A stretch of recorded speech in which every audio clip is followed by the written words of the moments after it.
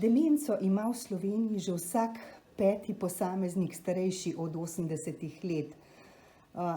Težave, ki jih povzroča to obolenje, so resne, pa kljub temu še vedno govorimo o bolezni, ki jo spremlja stigma.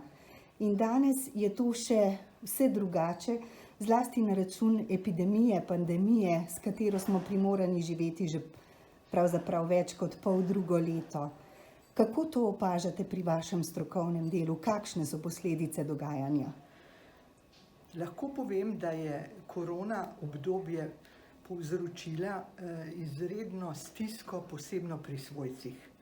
Svojci se namreč znajdejo v dolgoletnem kroničnem stresu in v tem obdobju, ko so komunikacije malo drugačne kot prej, prej smo bili vajeni bolj direktnega stika, zdaj gre pa vse preko raznih digitalnih tehničnih sredstev, tega pa starostniki niso vajeni. Tudi njihovi svojci so zaradi tega v veliki stiski, če hočejo recimo vprašati za čist preprost nasvet, kaj in kako naj ravnajo, ko postane njihov dementni bližnji agresiven ali ko recimo postane paranoiden, ima blodne, kako ravnati z njim.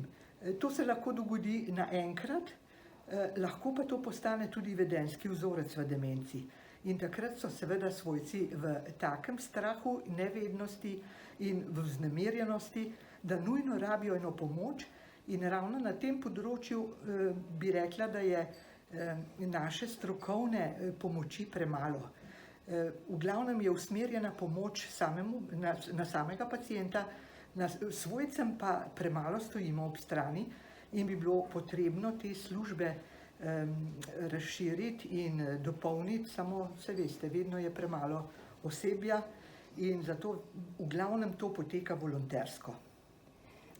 Kako pogosto pa je pravzaprav iskanje pomoči konkretno v vaši ambulanti? So se razmere opazno poslabšale v času epidemije? Ja, moram povedati, da je večji obisk, da je fizični obisk, da je tudi mnogo več telefonskih vprašanj, da je mnogo več SMS-ov in video posnetkov, nam kar pošljajo po mailu recimo posnetek, kaj se dogaja s pacientom in želijo potem nasvet, kaj in kako ravnati naprej. Kako pa je s patologijo? Se ta morda kaj spreminja? Kako je z diagnostiko? Ali ocenjujete, da nekako pacienti prihajajo po strokovno pomoč v času, ko je bolezen že napredovala? Žal se to še vedno dogaja, da iščejo pomoč prepozno. Če bi jo iskali takoj na začetku, seveda marsikdo to težko prepozna, da je to demenca in pripisuje spremembe vedenja in vsega, kar se z bolnikom dogaja, kakšni drugi stvari. Potem bi bilo lažje. Lažje je zadržati demenco ali jo pa voditi na nekem določenem nivoju, sicer hitreje oseba propade, če nima ustreznega zdravljenja.